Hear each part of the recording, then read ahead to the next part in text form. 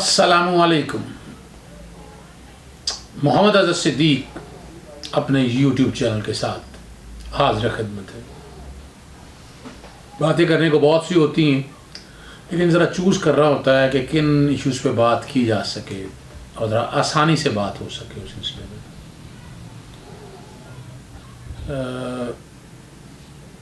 Public interest के cases हम करते हैं और चेयरमैन ओगरा अब सारा आलम की तैनाती लाहौर हाई कोर्ट से सेट असाइड कराई थी।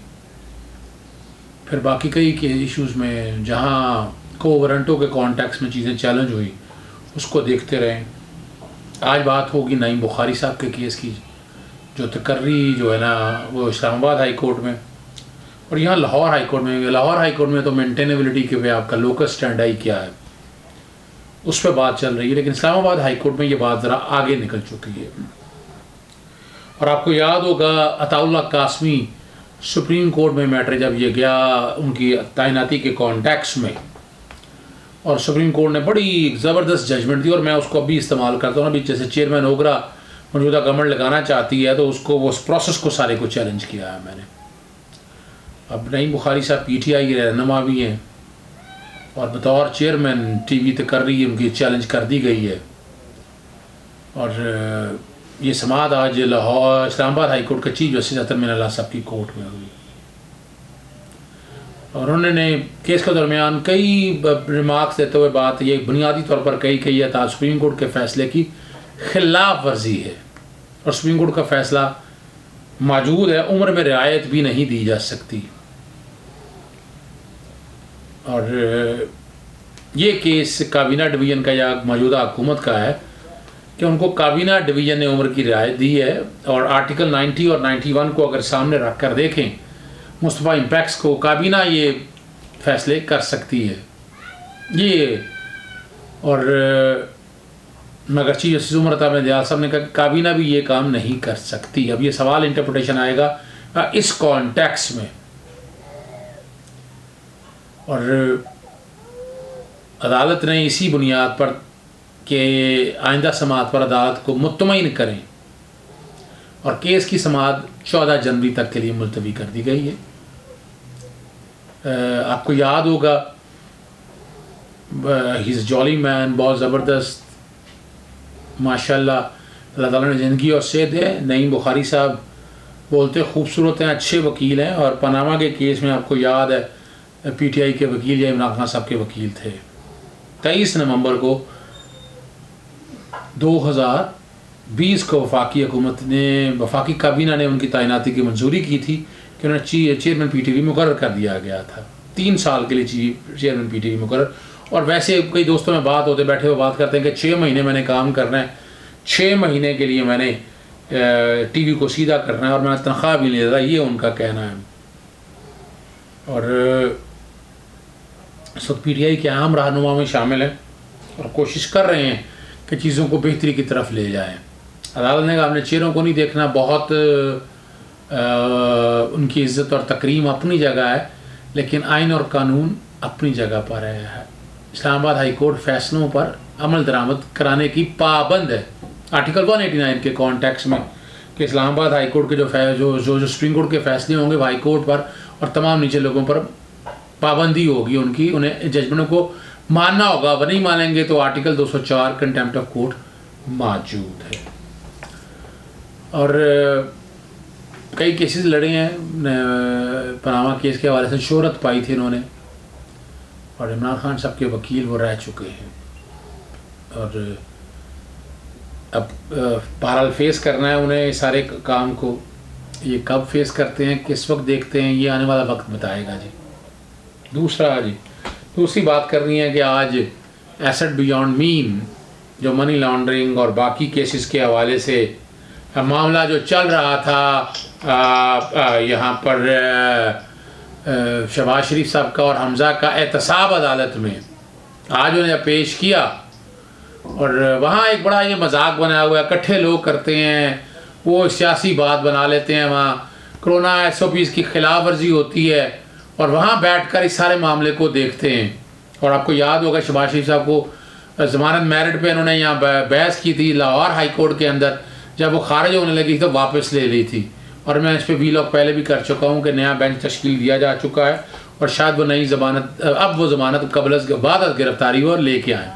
اسٹیٹ بینک کی فائنینشیل مانیٹرنگ ٹیم نے شکایت پر انکوائری شروع ہوئی تھی، اور ان کے صاحبزادوں پر 2008 سے 2018 تک 9 کاروباری یونٹس انہوں نے قائم کیے تھے۔ یہ نیب لاہور کا کہنا ہے اس کانٹیکس میں 1990 میں شہباز شریف کے ساتھوں کی مالیت 21 لاکھ روپے تھی، 1998 میں ان کے اور ان کی اولاد کے ساتھوں کی مالیت 1 کروڑ 8 لاکھ ہو گئی، اور یہ آمدن سے زائد اثاثے کے حوالے سے یہ معاملات یہ سارا چل رہا ہے۔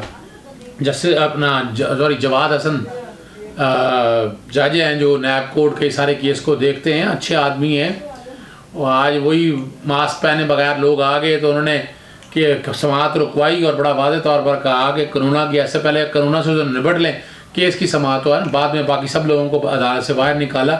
ہمیں یہ میں تو ویسے کہوں گا کہ نیب کے جتنے بھی کیسز ہیں جو ٹرائل میں چل رہے ہیں، سیاسی کیسوں کی بات ہو رہی ہے، جس طرح یہ لوگ اکٹھے کر کے لے آتے ہیں، یہ جیل کے اندر سماعت ہونی چاہیے ان کیسز کی، پھر یہ بہتر رہے گا اور اس سے بہتری کی طرف لے کر آ جائے گا۔ ایس پی سیکورٹی کو بلایا تھا جج صاحب نے، اب اور گواہ محمد شریف کا بیان قلمبند کروایا۔ ریجنل ٹیکس آفس کے حوالے سے یہ صاحب تھے، انہوں نے ریکارڈ جو ان کا ہے ٹیکس کے ریٹرنوں کے حوالے سے وہ دستاویزات عدالت میں پیش کیے ہیں، مکمل ریکارڈ جو تھا ان کا۔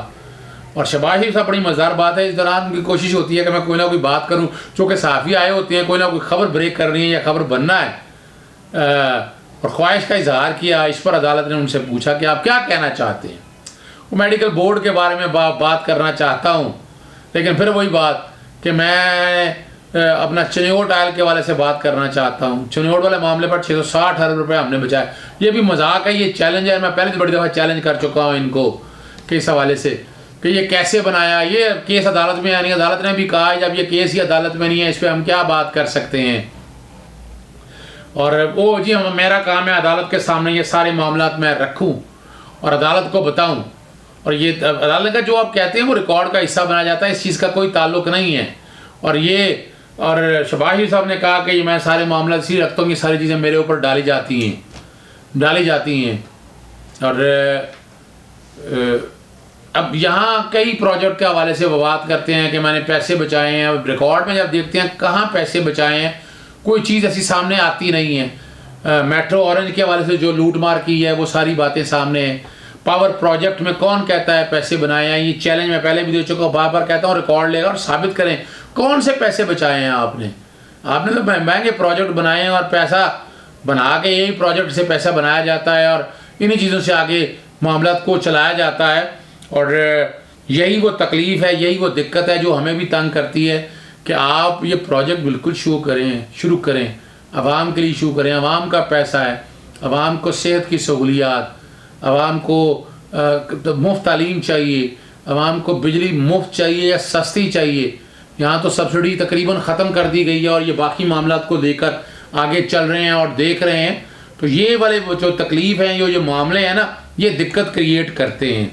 اور شہباز شریف اپنے تعین لگے ہوئے ہیں بیک ڈور رابطوں کے حوالے سے، لیکن کل D G I S P R نے بات بڑی واضح طور پر کلیئر کر دی ہے کہ یہ آنا چاہیں انہیں چائے پلائیں گے، بیٹھیں گے، لیکن کوئی ایسا کنسرن نہیں۔ اور بڑا واضح ایک جو بات کہی گئی تھی نا کہ اگر انہیں الیکشنز کے حوالے سے معاملہ متعلقہ فورم میں جائیں، متعلقہ فورم میں تو گئے نہیں ہیں، تو یہ تو صرف اگر دیکھا جائے یہ دھونس اور دھاندلی کا لفظ تو نہیں کہہ سکتے، دھونس ہے یہ سارا معاملے کو زبردستی چلانا اور بیٹھ کے اس طرح معاملات کو اس طرح لے کر چلنا، اس طرح کی اجازت نہیں جا سکتی۔ آپ بنیادی طور پر دالوں کو ملائن کر رہے ہیں اور یہ اچھا طریقہ نہیں ہے۔ آپ احتجاج تب کرنا ہے نا جب آپ کی عدالتوں میں بات نہ سنی جا رہی ہو۔ ابھی آپ 19 تاریخ کو جانا چاہتے ہیں الیکشن کمیشن تو جائیں، آپ وہاں بھی جائیں آپ اس بات کو، لیکن یہ خدارہ یہ دھونس سے معاملہ مت چلائیں، آپ اقربا پروی سے معاملہ مت چلائیں۔ یہ اس ملک میں جمہوریت اگر بڑے عرصے بعد آئی ہے تو اس جمہوریت کو پروان چڑھنے دیں، ان معاملات کو آگے جانے دیں تاکہ چیزیں بہتری کی طرف جا سکیں۔ باتیں میں نے ساری کر لی ہیں، چینل سبسکرائب کرتے رہیں، آپ بیل آئیکن ضرور کلک کیجئے گا اور دوستوں کو بھی یہ شیئر کیجئے گا۔ اجازت دیجئے گا، السلام علیکم۔